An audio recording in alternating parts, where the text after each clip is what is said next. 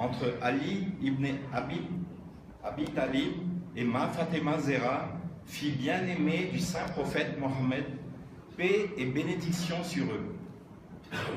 L'imam Hussein est né le 3e Chaban de la 4e année de l'hégire à Médine. Le saint prophète alayhi salam dit à Ali: Ô Ali, tu es pour moi ce que Haroun était pour Moïse, sauf qu'il n'y a pas de prophète après moi. Le prophète Haroun avait 2 enfants appelés Shabar et Shabir. La traduction de Shabar en arabe est Hassan et celle de Shabir est Hussein. Il fut assassiné le vendredi 10e Muharram Ashura en l'an 61 à Karbala en Irak, au cours de la bataille de Ashura, après avoir subi la soif et l'oppression pendant plusieurs jours. Il fut inhumé à Karbala, où son tombeau se dresse encore de nos jours. Son titre est Shauda et Karbala. L'imam Hussein a vécu 6 ans à côté de son grand-père, le saint prophète Mohammed. Après la mort de ce dernier, l'imam Hussein resta avec son père, le commandeur des croyants, Ali ibn Abi Talib, alayhi salam. Après le martyre de son père, il prêta serment de fidélité à son frère, l'imam Hassan, alayhi salam, et lui accorda son plein soutien dans sa résistance contre la rébellion de Muawiyah, qui voulait instaurer la dictature de la dynastie des Beni Umayya.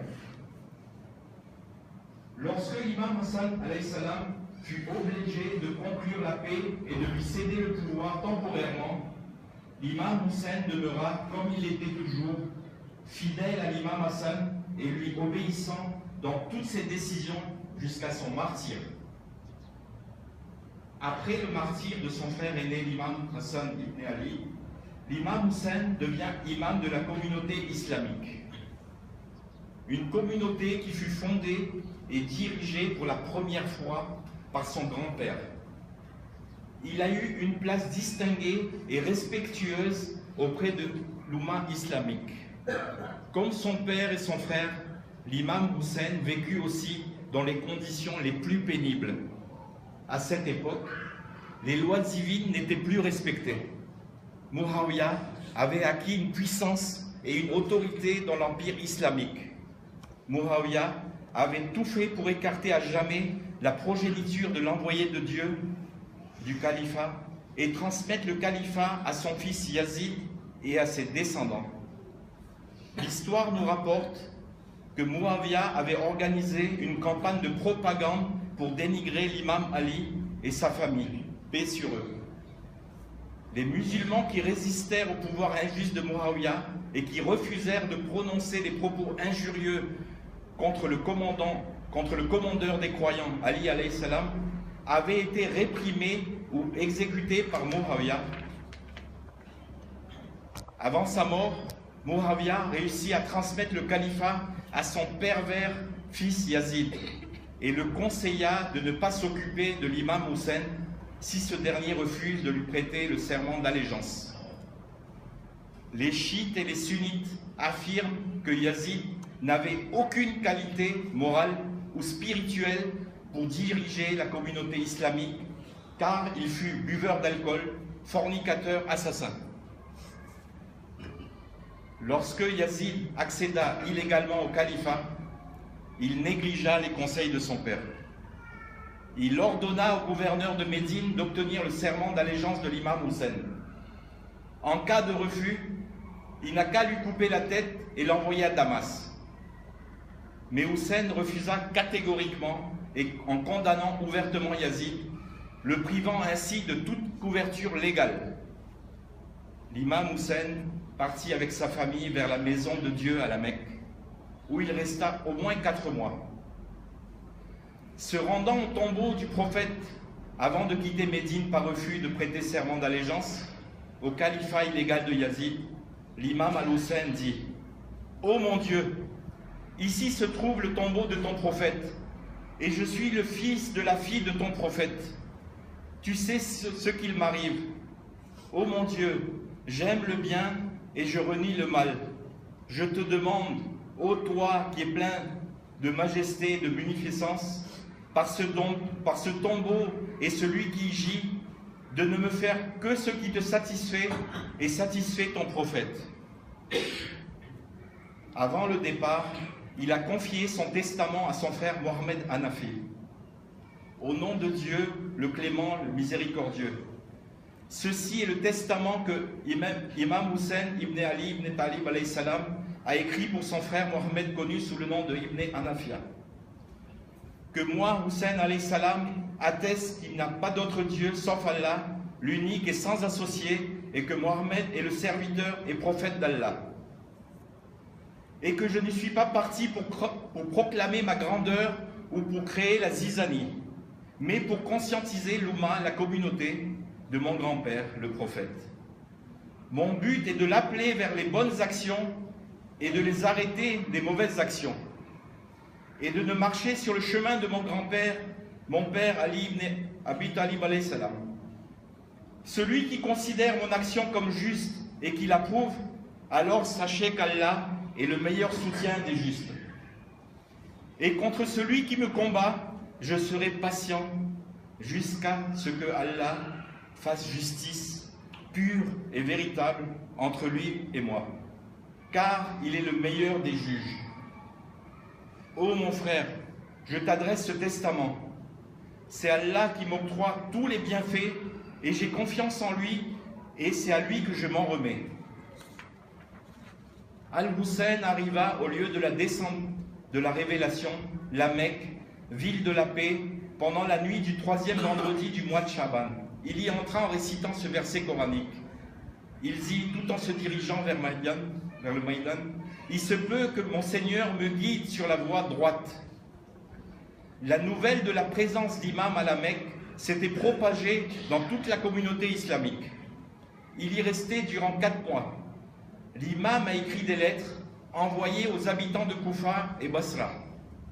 Beaucoup de gens qui étaient contre le califat de Yazid avaient écrit des lettres à l'imam pour lui exprimer leur affection et soutien.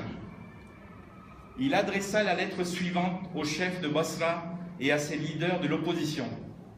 Au nom de Dieu, le clément, le miséricordieux, Dieu a élu Mohammed parmi ses créatures pour lui accorder l'honneur de la mission prophétique. Il l'a choisi pour communiquer son message, puis il l'a appelé vers lui. Le prophète a conseillé les serviteurs de Dieu et a communiqué ce pourquoi il fut choisi comme prophète. Nous étions sa famille, ses amis, ses héritiers présomptifs, ses légataires et les premiers ayant droit à le représenter auprès des gens. D'aucuns parmi notre peuple nous ont usurpé notre droit. Et cependant, nous n'avons rien dit, car nous détestions la division et nous avions voulu favoriser la sécurité, tout en sachant que nous avions plus le droit au califat que ceux qui l'ont confisqué. Je vous envoie cette lettre avec mon messager et je vous appelle au livre de Dieu et à la sunna de son prophète. Car en effet, celle-ci a été assassinée et l'hérésie ressuscitée. Je vous invite donc à écouter ma parole, obéir à mes ordres. Je vous conduirai vers la bonne voie. Que la paix, la miséricorde et les bénédictions de Dieu soient sur vous. Plusieurs personnes étaient prêtes pour se soulever contre le gouvernement de Yazid. C'est pourquoi les habitants de la ville de Koufa en Irak avaient invité l'imam chez eux pour qu'il soit leur chef dans le but de provoquer un soulèvement et de réprimer l'injustice et l'iniquité. L'imam décida, avant de leur envoyer son plus proche compagnon, son cousin Muslim ibn Aqil. Celui-ci a envoyé un rapport affirmant le soutien des gens de Koufa. La situation était devenue dangereuse pour Yazid. Il envoya à Koufa le fils de son ancien gouverneur, Obeidullah ibn Ziyad, qui était encore plus vilain et plus malin que son père. Et il le chargea d'exterminer les sympathisants de l'imam Hussein et de mater la révolte de la Koufa. Pour exécuter les ordres de Yazid, Obeidullah ibn Ziyad n'eut point besoin de plus de quelques agents et d'une grosse somme d'argent. Aussitôt infiltré dans la ville, Il envoya ses espions parmi les habitants pour propager la fausse nouvelle selon laquelle une grande armée de Yazid était sur le point d'envahir la Koufa. Malheureusement, Muslim ibn Aqil sera trahi et exécuté d'une façon horrible. Avant de quitter la maison de Dieu, l'imam Hussein avait accompli le pèlerinage, le Hajj, mais il dut écourter les rites de ce dernier en Umrah, car il avait compris que les espions de Yazid étaient venus à la maison de Dieu en pèlerin afin de le tuer pendant les rites de ce devoir sacré. L'imam s'était levé au milieu des pèlerins venus de tous les coins de la région et avait fait un bref discours. Il expliqua les raisons de sa révolution. L'imam Hussein, lors de l'annonce de son soulèvement contre Yazid, dit « Je ne me suis pas soulevé de gaieté de cœur, ni pour une quelconque insatisfaction personnelle, ni par subversion, ni injustement. Je me suis soulevé uniquement pour réformer la Oumma de mon grand-père, le messager de Dieu, pour commander le bien et interdire le mal, et pour suivre les traces de mon grand-père et de mon père. » L'imam Hussein savait que son assassinat était inévitable. Il était déterminé lui aussi à ne pas prêter le serment d'allégeance à Yazid l'imposteur. Il quitta donc la maison de Dieu avec toute sa famille pour aller vers Koufa en Irak, où les gens l'attendaient. L'imam Hussein alayhi salam était en route vers la Koufa quand les nouvelles de martyrs de Muslim et de ses compagnons lui parurent. Il dit alors à tous ceux qui l'entouraient: « Quiconque vient avec nous va au martyr, et quiconque nous abandonne n'aura point de conquête. » L'imam Hussein, arrivé sur le lieu prédit de son martyr, Karbala, dit à ses compagnons: « Ô mon Dieu, je me protège auprès de toi du Karb. Karb veut dire affliction, et du Bal. Bal veut dire Balla. » Et d'ajouter: « Karbala est un lieu d'affliction et de malheur. Descendez de vos montures. C'est ici le terme de notre voyage, le lieu de l'effusion de notre sang et la place de nos tombeaux. C'est ce que m'a dit mon grand-père, le messager de Dieu. » Quand l'imam, sa famille et ses partisans arrivèrent à Karbala, nom d'un désert près de la ville de Koufa, près de l'un des affluents du fleuve Euphrate, ils furent encerclés par l'armée de Yazid, composée de milliers d'hommes. Comme disent plusieurs historiens, pendant ce siège qui dura jusqu'au jour d'Ashura, l'imam Hussein consolida ses hommes pour un combat illégal et inévitable.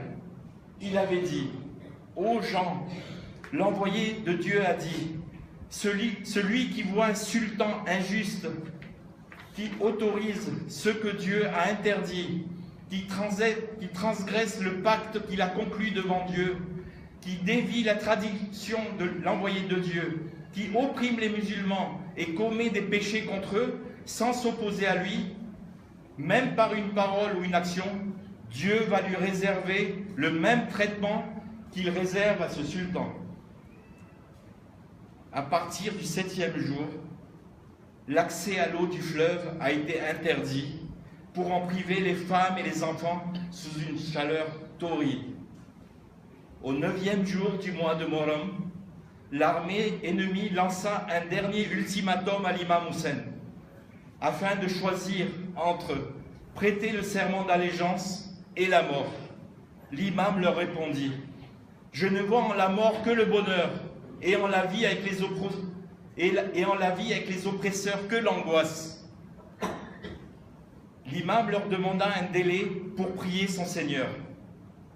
La nuit, il appela ses compagnons et en une brève allocution déclara qu'il n'avait rien à espérer sinon la mort et le martyre. Il ajouta que puisque l'ennemi n'était intéressé qu'à sa propre personne, il les libérait de toute obligation afin que s'ils désiraient fuir dans l'obscurité de la nuit, ils puissent sauver leur vie. Ensuite, il ordonna d'éteindre les lumières et la plupart de ses compagnons qui l'avaient rejoint par intérêt personnel se dispersèrent. Seuls restèrent une poignée de ceux qui aimaient la vérité parmi ses proches collaborateurs et quelques-uns des Banu Hashim. On rapporte que 30 hommes de Koufa rejoignent l'imam avant Ashura. L'imam Hussein passa la nuit du 9e au 10e jour par des prières, des invocations, des causeries avec sa famille et ses compagnons. Tout le monde était déterminé d'aller jusqu'au bout. Personne ne voulait fuir et abandonner le petit-fils de l'envoyé de Dieu. Le lendemain fut un vendredi, le jour d'Ashura, le 10e jour du mois de Muharram.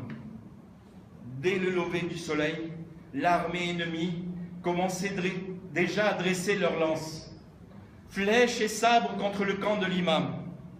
L'imam Hussein entreprit l'organisation de sa petite troupe et confia l'étendard à son frère Abbas ibn Ali. Avant le combat, l'imam Hussein essaya une fois de plus de ramener les combattants ennemis à la raison, afin de ne pas participer à cette guerre qui leur ouvrait les portes de l'enfer. L'imam avait levé le Saint-Coran et leur dit: « Ô gens, nous avons en commun le livre de Dieu et la tradition de mon grand-père, l'envoyé de Dieu. » Et il continua: « Ne voyez-vous pas l'épée de l'envoyé de Dieu, son habit de guerre et son turban sur moi ?»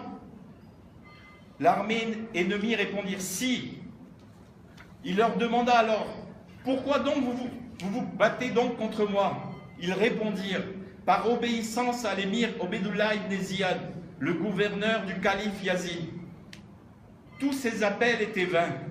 Seul le grand combattant, au nom de Hur ibn Yazid al-Riyari, avec son fils et son serviteur, accepta de rejoindre le camp de l'imam pour mourir en martyr avec lui.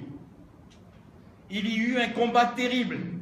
Au moment de l'assaut final, l'armée ennemie parvint à massacrer la famille et les compagnons de l'imam Hussein l'un après l'autre. Même son dernier fils, un nourrisson de 6 mois, Ali Asghar, n'a pas été épargné, non plus par les ennemis. Ils l'ont assassiné sauvagement par une flèche à 3 pointes. N'y a-t-il donc personne pour défendre la famille de l'envoyé de Dieu? N'y a-t-il pas un monothéiste qui craint Dieu pour ce qui nous arrive? N'y a-t-il personne qui nous vienne en aide par amour de Dieu? L'imam resta seul sur le champ de bataille. Après une forte résistance, il finit par être atteint d'une flèche au menton. Après cela, Shimr ibn al-Jashwan avança et lui coupa la tête. Les combattants de l'armée de Yazid pillèrent et brûlèrent les tentes qui abritèrent les femmes. Les enfants et Zaynul Abidin alayhi salam, le fils de l'imam Hussein, le seul homme survivant. Ensuite, les ennemis de l'islam coupèrent les têtes des combattants de l'imam, les mirent à nu et les laissèrent sur le sol sans les enterrer. Ils emmenèrent les membres restants de la famille de l'imam, ainsi que les têtes des martyrs, à Koufa pour les exhiber dans les rues, puis à Cham, à Damas, auprès de Yazid. Que Dieu maudisse tous ceux qui ont assassiné l'imam Hussein, qui ont comploté contre lui, ou qui se sont réjouis de son assassinat. C'est ainsi que l'imam Hussein alayhi salam décida de se sacrifier pour réveiller la communauté musulmane que les Omeyyades dorlotaient depuis 20 ans. Oui, il fallait que Hussein alayhi salam, fils de Ma Fatima Zera et petit-fils du prophète, sceau des prophètes, fut tué par les hypocrites se réclamant de l'islam pour que le vrai visage des Omeyyades fût démasqué. Et ce n'était pas là toute la leçon. Et aujourd'hui, plus que jamais, l'humanité a besoin de connaître et de se rappeler le vrai sens de djihad, la lutte sacrée sur le sentier d'Allah, ce que le petit-fils du prophète a bien démontré avec la bataille d'Ashura pour sauvegarder l'islam.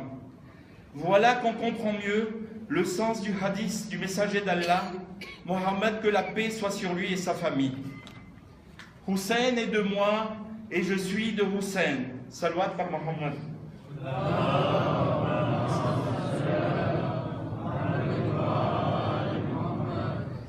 Karbala, l'ultime sacrifice.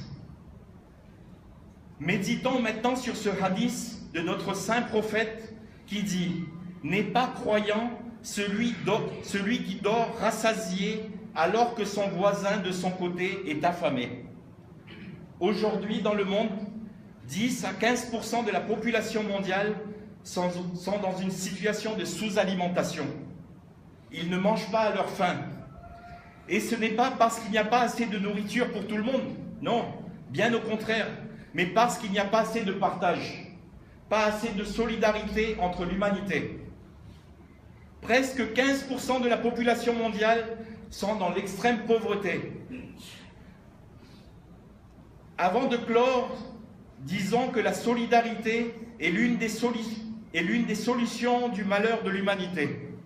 Alors, apprenons de Karbala et surtout de Hazrat Abbas alayhi salam cette valeur universelle qu'est la solidarité.